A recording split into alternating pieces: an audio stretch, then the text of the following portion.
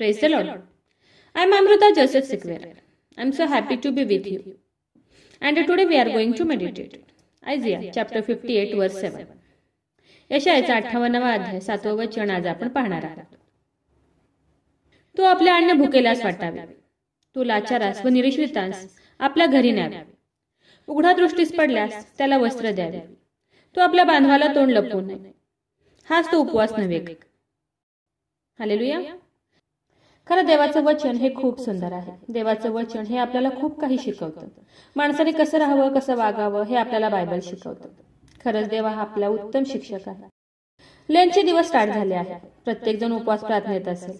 मला वाटतं उपवास म्हणजे आपला संपूर्ण वेळ प्रार्थनेमध्ये घालणे. की ह्या उपवासात जेवढं होईल, तेवढं शक्य होईल, जेवढं पॉसिबल होईल, तुम्ही तुमचा सर्व वेळ देवाच्या सहवासात त्याची स्तुती आराधना करण्यात घालावा. आणखी एक काम आपल्याला ह्या उपवासात करायचं आहे. देवाचं वचन काय सांगतं? यशायाचा 58वा अध्याय 7व्या वचनात आपण पाहतो की देवाचं वचन सांगते की तू आपले अन्न भुकेल्यास वाटावे. काय करावे? तर तू आपले अन्न, आपले जेवण एखाद्या गरीबाला द्यावे, भुकेल्यास द्यावे.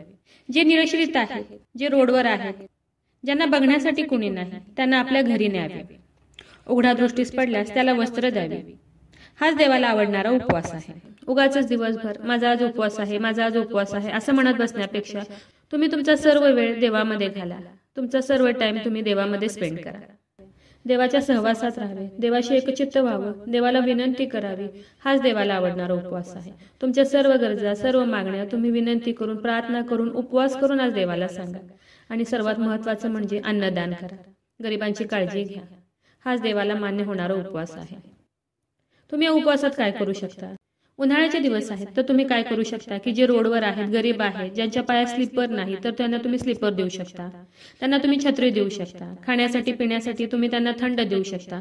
असा उपवास तुम्ही आज करू शकता. म्हणजे तुमचा उपवास आज देवाला मान्य होईल. असे कराल तर तुम्ही काय होईल? यशायाचा 58वा अध्याय 10व्या आणि 11व्या वचनात आपण पाहतो की जर तू आपल्या जीवास इष्ट ते भुकेल्यांना देशील, दुःखग्रस्त जीवास तृप्त करशील, तर तुझा प्रकाश अंधकारात झळकेल. परमेश्वर तुझा मार्गदर्शक होईल. तो तुझ्या जीवास तृप्त करेल. तो तुझ्या हाडास मजबूत करेल. तू भरपूर पाणी दिलेल्या मळ्यासारखा होशील. कधी न आटणाऱ्या झऱ्यासारखा होशील. हालेलुया. खरंच देवाचं वचन हे खूप सुंदर आहे. देवाचं वचन हे खूप गोड आहे. आणि खरंच देवाचं हे जिवंत वचन आपल्याला कसं राहायचं, कसं वागायचं, जगात कसं राहायचं, देवाला आवडेल असं कसं राहायचं हे आपल्याला देवाचं वचन शिकवतं. खरंच आपण खूप लकी आहोत, कारण देवाचं जिवंत वचन, देवाचे शब्द आपल्याला रोज मिळतात.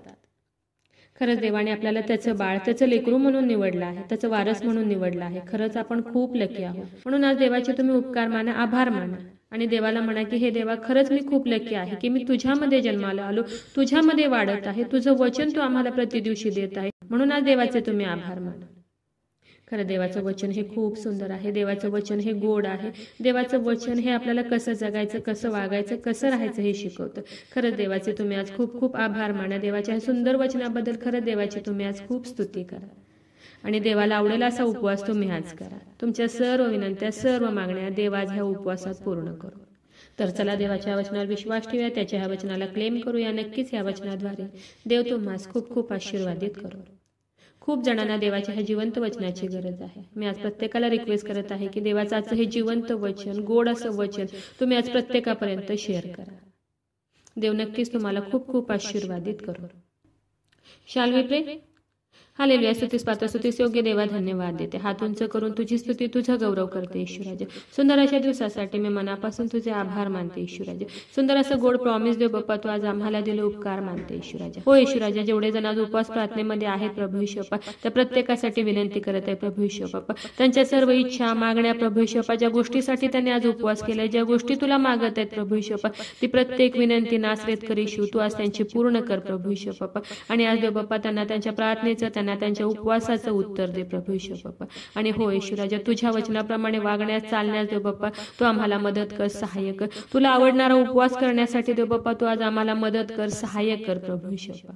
हो ईश्वराजा, माझा विश्वास आहे ईश्वराजा, तू माझी प्रार्थना ऐकलेली. आग्रहाची विनंती करत आहे प्रभू ईश्वर. जेवढे प्रेयर रिक्वेस्ट आले तुझ्या हातात देते. प्रत्येकाची प्रत्येक गरज नासरेत कर ईश्वर, तुझ्या नावात तू पूर्ण कर. आग्रहाची विनंती करत आहे प्रभू ईश्वर. जेवढे लोक आजारी, त्रासात आहेत, संकटात आहेत प्रभू ईश्वर, हॉस्पिटलमध्ये आहेत प्रभू ईश्वर, हो येशू राजा, आज मी विनंती करत आहे देव बाप्पा, तू त्यांचा बिछाना पालटून टाक प्रभू येशू बाप्पा, आणि तू त्यांना बरं कर प्रभू येशू बाप्पा. तुझं स्वर्गीय सामर्थ्य तू त्यांच्याकडे पाठवून दे देव बाप्पा, आणि हो येशू राजा, तू त्यांना स्पर्श कर आणि बरं कर प्रभू येशू बाप्पा. माझा विश्वास आहे येशू राजा, तू माझी प्रार्थना ऐकलेली. आग्रहाची विनंती करत आहे प्रभू येशू बाप्पा, प्रार्थनेमध्ये जेवढे जण तुला हाक मारत आहे, तू ओरडत आहे देव बाप्पा, तुझ्या चरणाजवळ आलेत प्रभू येशू बाप्पा, तुझ्या वचनावर विश्वास ठेवलेत प्रभू येशू बाप्पा, तुझ्या वचनाप्रमाणे वागण्याचा जे प्रयत्न करत आहेत प्रभू येशू बाप्पा, त्या प्रत्येकासाठी आग्रहाची विनंती करत आहे देव बाप्पा. त्यांच्या शरीरातील सर्व रोगांना मी नासरेत येशू ख्रिस्ताच्या नावात आज्ञा करत आहे, कमांड करत आहे. शरीरातील सर्व आजार, दुखणं, व्याधी प्रभू येशू ख्रिस्ताच्या नावात आज निघून जाऊ दे. हो देव बाप्पा, तू त्यांना स्पर्श कर आणि बरं कर प्रभू येशू बाप्पा.